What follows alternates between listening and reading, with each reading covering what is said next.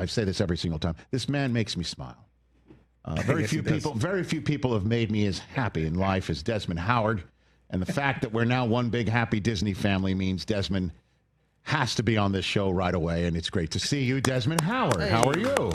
Oh, Rich, I tell you, you make me smile. You make me happy too, man. And it's great to be on your show. And welcome back, my friend. Welcome back. I thank you, sir, for that. And it's a pleasure and an honor. Well, what is it like to be an Ohio native who went to the University of Michigan and is now showing up and showing out on College GameDay in a time where there has been, wait a minute, 1, 2, 3, is it 4 wins in a row against Ohio State, and all the Buckeye fans, they love you, man. Buckeye fans love you, Desmond Howard. They think you should be on TV talking football all the time. How does it feel to be you? Is basically what I'm saying.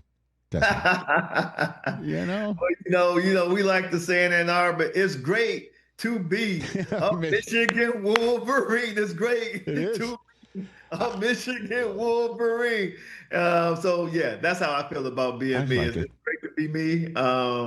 Those fans there, hey, they do what they do. They do what they're supposed to do because of the success that I had when I was in Ann Arbor against the Buckeyes, and they have long memories. Plus, you also say the truth, and if I'm not mistaken, you were the only one on the panel in North Carolina at the Belichick Palooza to say TCU is going to win this football game, and boy, did they ever.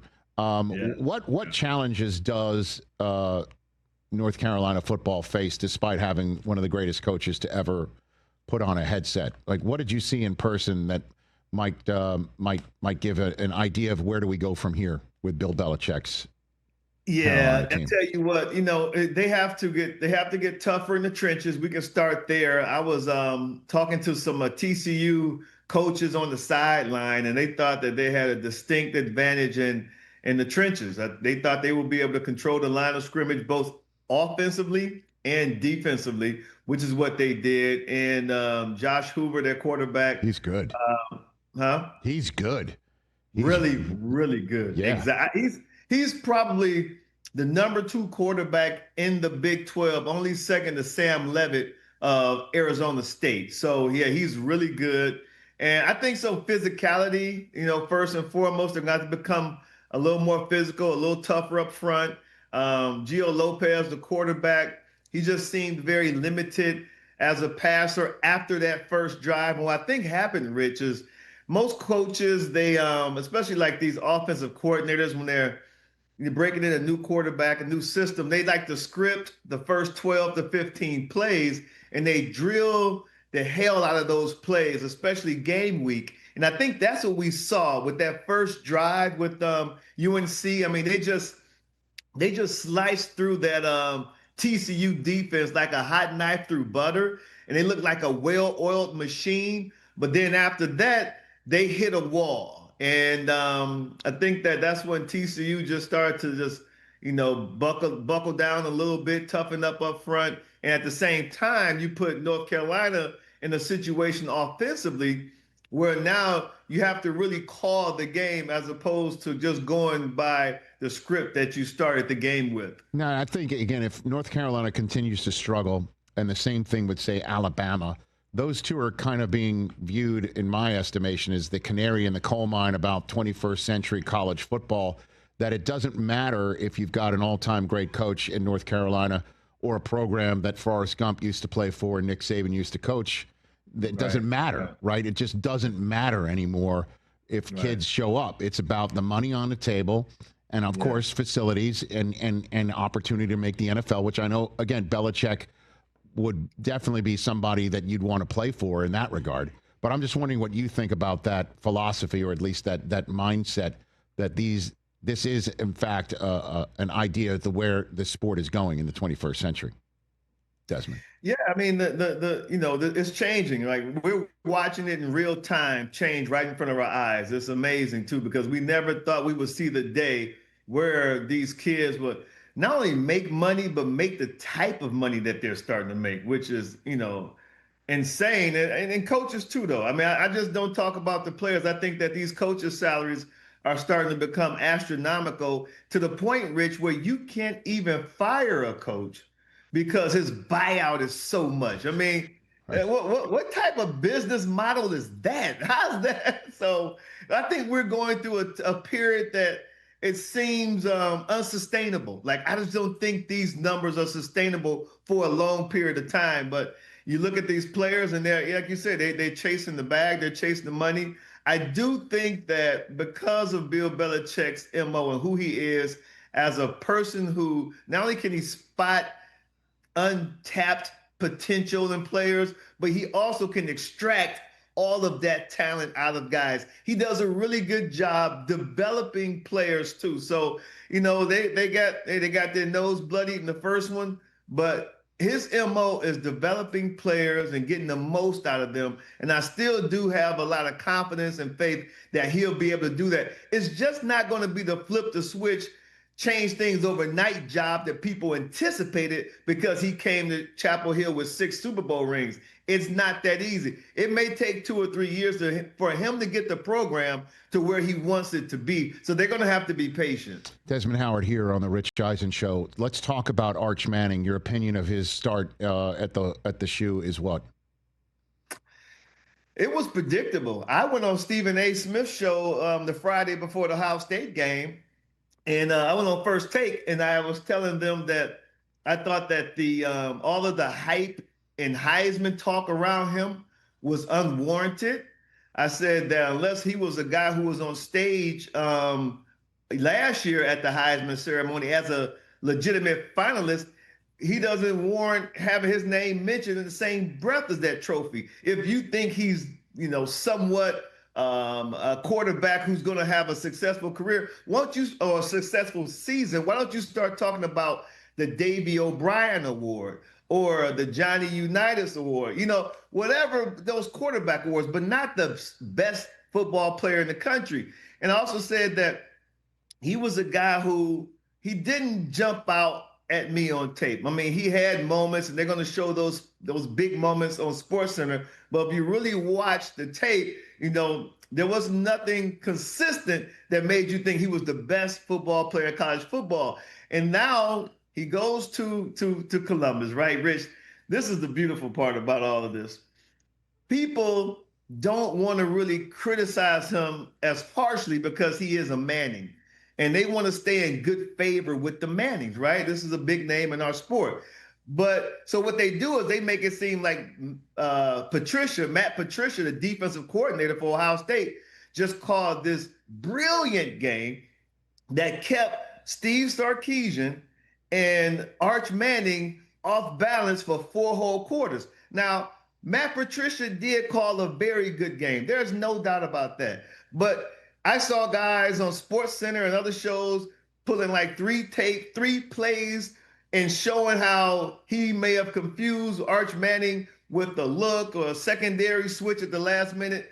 And I'm watching the film, and I can show you 10 to 12 plays where guys were running wide open, and he either just didn't hit them with the ball or he didn't see these guys, and it wasn't that complex or that complicated. So he struggled the way I thought he would struggle because, even though he's been in the system for 3 years, you look at him, he's never really played in these meaningful games. So the hype was just blown way out of proportion for Arch Manning. Man, what an opinion right there, Desmond. So what do you see for Arch going forward? An upward progression, starts to win some games. There's a big game against Florida, Georgia coming. Like that's go to the college football playoffs.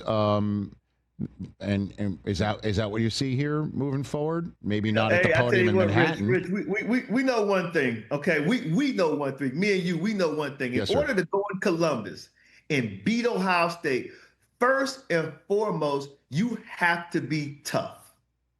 That's what it takes to beat Ohio State. You're going to have to be tough. When they got the ball inside in the red zone, inside the 5-yard line, and they couldn't punch it in, and I can't put that on Arch. That showed me that at that point, they're not tough enough to go on the road and beat a team the quality of Ohio State. Now, moving forward, you said what's going to happen. any analyst who talks about Arch Manning, they always wraps it up with, yeah, but he's going to be fine. He's going to be okay. But in this sport, with that name, being fine just doesn't cut it. Being okay just doesn't cut it. That's not what they're known for. That's not what he's at Texas for, to be fine, to be okay. So I do think, obviously, like all these other teams, it's their first game. Will they get better as a team? Of course they will. They should. But you knew you were playing Ohio State the first game of the season. Ohio State knocked you out of college football playoff a year ago. You would think that you would be better or more prepared for this game than any game going to the season, simply because of those factors. So it was kind of disappointing, really, to see such a lackluster performance from them. And I think that what you'll see now, Rich, is that they'll go up against inferior opponents who don't have the roster that they have. And Archer put up some numbers. He'll have some nice throws. He'll have some incredible runs. And then people will be, saying how great he is again. But they may struggle in the SEC going up against some of these tough teams if he doesn't get it together soon. Desmond Howard, Heisman Trophy winner, Super Bowl MVP, College GameDay, right here on the Rich Eisen Show. Most impressive win from last weekend then. Miami, LSU, Ohio State. What do you have? Am I missing anybody? You missing Florida State, my friend. Florida State beating Alabama. Okay. Ooh-wee, yeah. And what made that one so impressive, Rich, is because, hey, we knew that Tommy Castellanos, the quarterback who transferred from Boston College, he came out and said Nick Saban ain't there to save them. I mean, that's just bulletin board material. And then he doubled down and didn't back off of it and said, listen, my coaches, my players, we all believe in each other and we know what we have here. I'm going to tell you what people forgot, Rich, they forgot that, first of all, Mike Norvell, despite what happened a year ago, 2-10, I get it. Mike Norvell is a hell of a coach. He can coach football. And then he brought in Gus Malzahn. Gus Malzahn, he's a great offensive coordinator. Like, he can call plays with the best of them. And Tommy Castellanos has said that Malzahn is a guy who now just seems like he has like all this weight off of his shoulders and he's out there having fun. He's in his bag. He's enjoying being an offensive play caller. And so that was one of the biggest factors to me in that game Saturday. In that game, Saturday, Sunday. I think they played Sunday. That game Sunday when they beat Alabama, because you saw Gus Malzahn. He was in his bag, and those kids, the defense too, defense flying around. That was a very, very impressive victory. Yeah, it'll be a shock when people try to put Alabama in over Florida State in a few months. Anyway, we'll see how that we'll see how that works, Des. I got two more for you. More for you. One for me, and then one for the rest of the United States, or one for us. Bryce Underwood, man. Some of those throws that were coming out of his hand. I said I've never seen a quarterback play for Michigan with an arm like that. You played with Elvis, right? Yep. Obviously, Chad Henne had quite the arm. I've never seen anything like this. And the moment for me where I knew this was different was a 3rd and 14. Michigan had coughed up a 17-point lead. It's now just 7, 2+ minutes before half.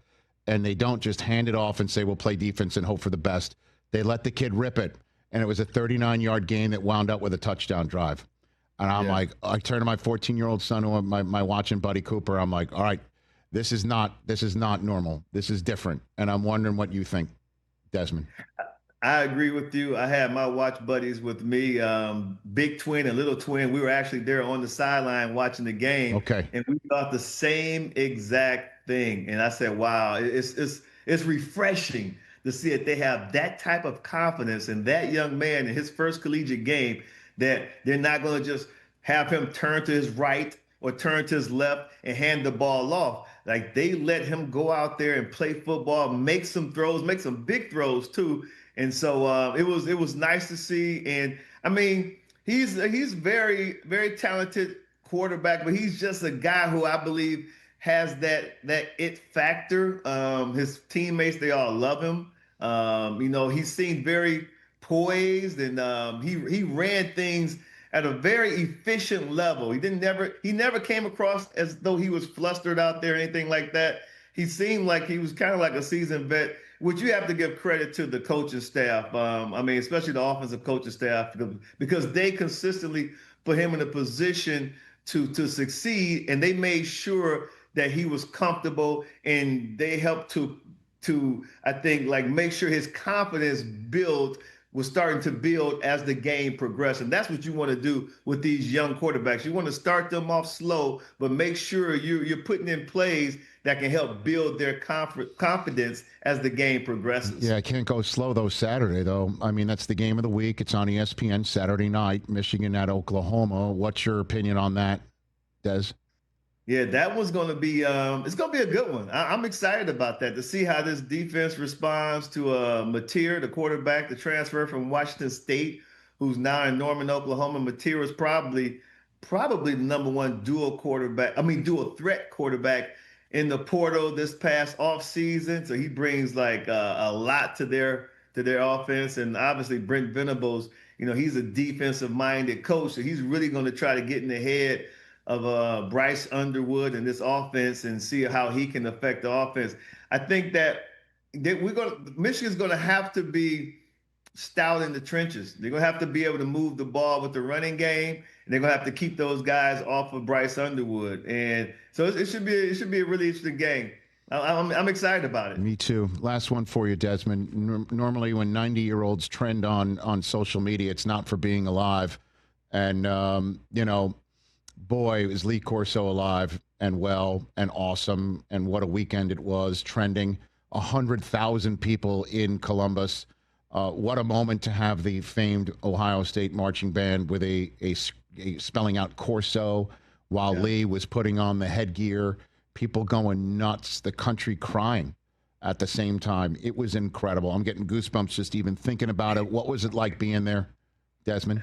What was that like? I'm getting goosebumps as you describe it, my friend. It was surreal. It was very heartwarming. It was a blessing just to be a part of the celebration of someone who we all, we love and we admire so much, because he's given so much of himself to the sport and to the fans. So it was a fitting tribute, celebration to a man who I believe belongs on the Mount Rushmore of influential people in the sport of football. I mean, I put him up there with John Madden,